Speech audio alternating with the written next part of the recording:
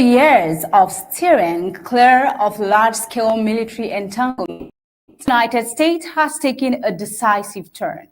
President Trump's recent order to strike Iranian nuclear facilities has not only reignited global attention on the United States foreign policy, it has introduced a formal framework that the White House now calls the Trump Doctrine. Well, as tensions simmer in the Middle East and reactions ripple across the political spectrum, the move signals a new phase in America's strategic posture. As we delve into the details, these and many more will be explored in today's Flash News. Good afternoon and welcome. I am Tabitha Akar. Let's begin.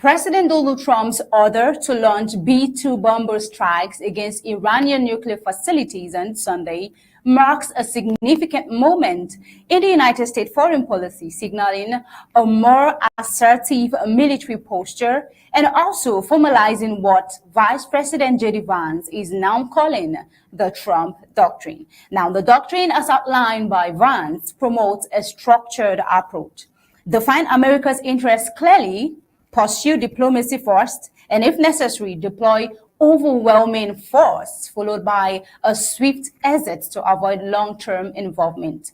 What we just saw with the U.S. strikes on Iran's nuclear site. Well, take a look. I want to get into very sensitive intelligence about what we know, but I feel extremely confident, and I can say to the American people with great confidence that they are much further away from a nuclear program today than they were 24 hours ago. That was the objective of the mission, to destroy that Fordo nuclear site and, of course, do some damage to the other sites as well. But we feel very confident that the Fordo nuclear site was substantially set back, and that was our goal.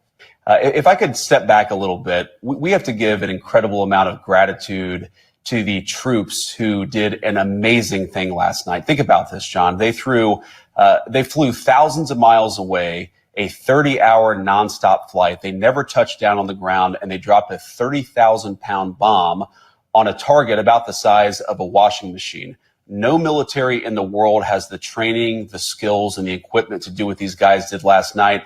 I know the president and I are both very proud of them. And I think what they did was accomplish a very core American national objective. But we know that we set the Iranian nuclear program back substantially last night. Whether it's years or beyond that, we know it's going to be a very long time before Iran can even build a nuclear weapon if they want to. But I actually think that raises the most important question. The president talked about this last night.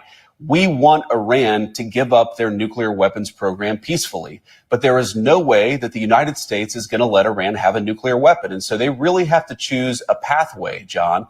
Are they going to go down the path of continued war, of funding terrorism, of seeking a nuclear weapon, or are they going to work with us to give up nuclear weapons permanently? Well, we see that this strategy, embraced by many in conservative circles, aims to demonstrate strength while avoiding the kind of prolonged wars that have drawn criticism for years.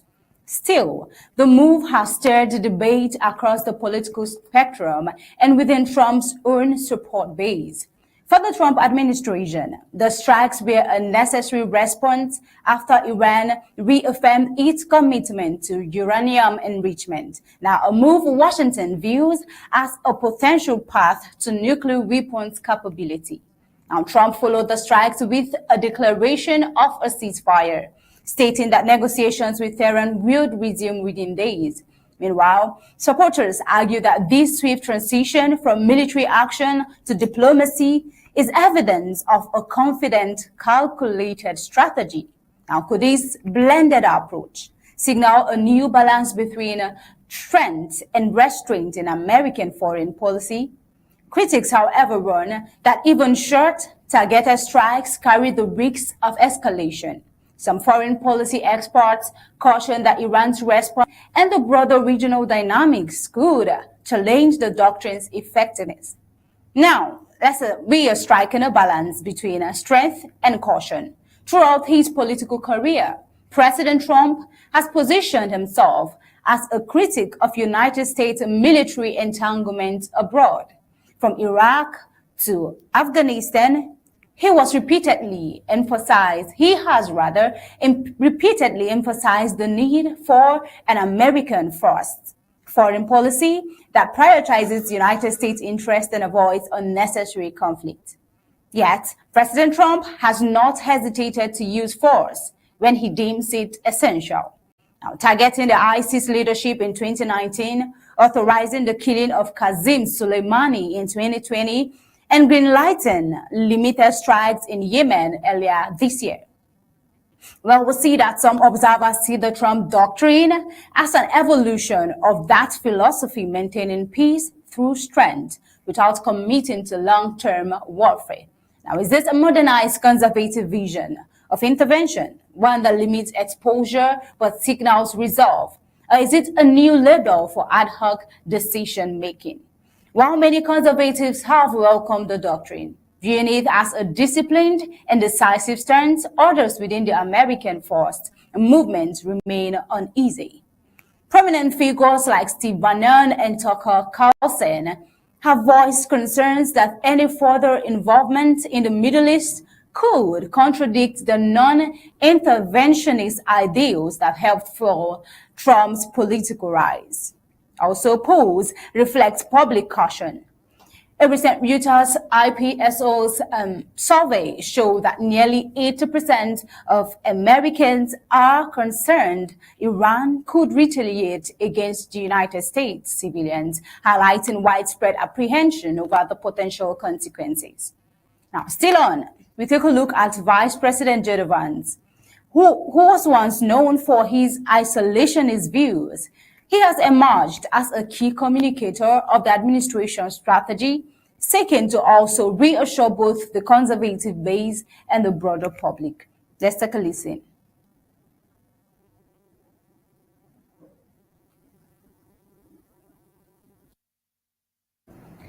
Okay, right there. The video we actually saw, while the Trump doctrine is still in its early stages, some analysts say it provides a useful lens through which we interpret the administration's actions in the Middle East. Others argue that it remains to be seen whether the approach will endure beyond the current crisis.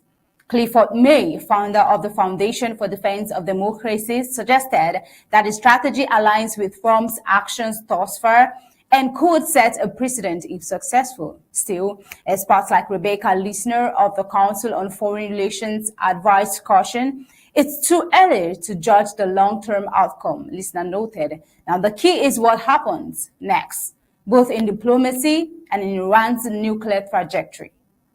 Well, looking ahead, whether the Trump doctrine becomes a lasting feature of U.S. foreign policy, this will likely depend on its results, not just in Iran, but in how allies, adversaries, and American voters respond.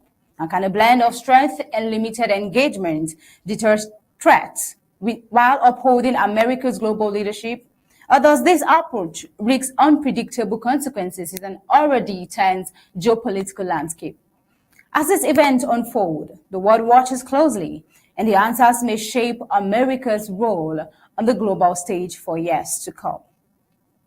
Well, moving over to Africa and Kenya, Kenya erupts in protest. Now, and this draws the question, what happens when a generation feels ignored, brutalized, and silenced?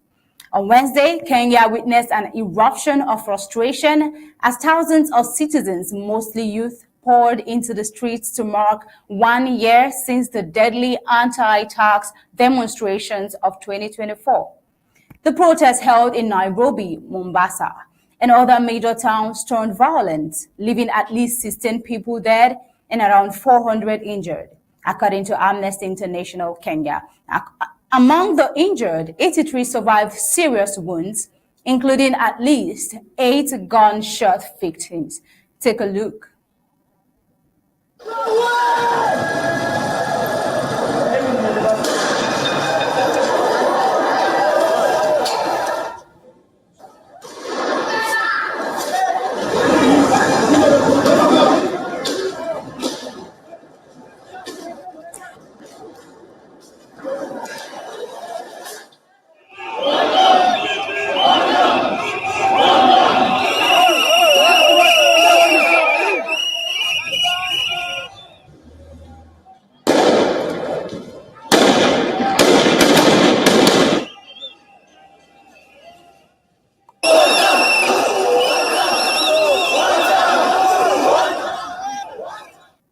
Rather, the youths are tired and frustrated already. We see that these demonstrations were not just about tax policy. Protesters were also expressing deep outrage over recurrent cases of police brutality, including the recent death of a teacher in custody and the fatal shooting of an unarmed street vendor. Despite the largely peaceful nature of the march, CNN observed security forces using live rounds, tear gas, and water cannons to disperse crowds in Nairobi. Roads leading to Parliament and the presidential office were barricaded. Now, in an alarming turn, Kenya's Communications Authority ordered a halt to live media coverage, accusing broadcasters of violating national laws. Several outlets were taken off air after refusing to comply, but then later resumed coverage following a court injunction. And this clampdown on press freedom has drawn criticism from media groups and civil society organizations. Many argue that live broadcasts serve as a critical check on state power, especially in volatile protest environments. Should governments ever restrict press freedom in the name of public order, or does transparency offer the best path to peace? Civil society groups, including the Kenya Editors Guild, condemned the media blackout, describing it as a dangerous erosion of democratic principles. And the scale of Wednesday's injuries underscores the growing tension between Kenya's youthful population and its leadership. With over 75% of Kenya's population under the age of 35, the current administration faces a defining challenge. Can it rebuild trust, restore accountability, and address the social grievances fueling these protests? As Kenya grapples with the fallout, it's not just for the outcome, but for what this moment reveals about the power of youth and the price of silence. Well, moving on, Japan executes convicted serial killer and forced use of death penalty since 2022. Japan has carried out its first execution in nearly 3 years, hanging a man convicted of murdering 9 people after luring them via social media. Takahiro Shiraishi, widely referred to as the Twitter killer, was sentenced to death for the 2017 killings of 8 women and 1 man. He contacted his victims through the X platform before luring them to his apartment in Zama City near Tokyo, where he strangled and dismembered them. So pathetic. And the Justice Ministry confirmed that the execution was authorized by Justice Minister Keisuke Suzuki following a comprehensive review of the case. Authorities described the crimes as deeply disturbing and indicative of extreme malice. This marks the first use of capital punishment since July 2022, when Japan executed a man involved in a deadly stabbing spree in Tokyo's Akihabara district. It is also the first execution under the administration of Prime Minister Shigeru Ishiba, who assumed office in October. Japan's capital punishment system, which employs hanging, has drawn criticism from human rights groups. Death row inmates are typically notified of their execution only hours in advance, a practice that has been described as psychologically harsh. Currently, about 105 individuals remain on death row in Japan. Despite ongoing debate, public support for the death penalty remains strong in the country, especially in cases involving serial or mass murder. The execution comes less than a year after a Japanese court overturned the conviction of Iwao Hakamada, who had spent over 4 decades on death row for a crime he did not commit. That case reignited conversations around the fairness and transparency of Japan's justice system. Well, as Japan continues with such high-profile criminal cases, question still lingers. Should capital punishment persist in a modern democracy? And how should justice systems balance retribution with reform in the face of heinous crimes like the one we just saw? Until next time, this is where we'll be drawing the curtain in today's Flash News. Remember, we'll be bringing you Horizon. Stay connected.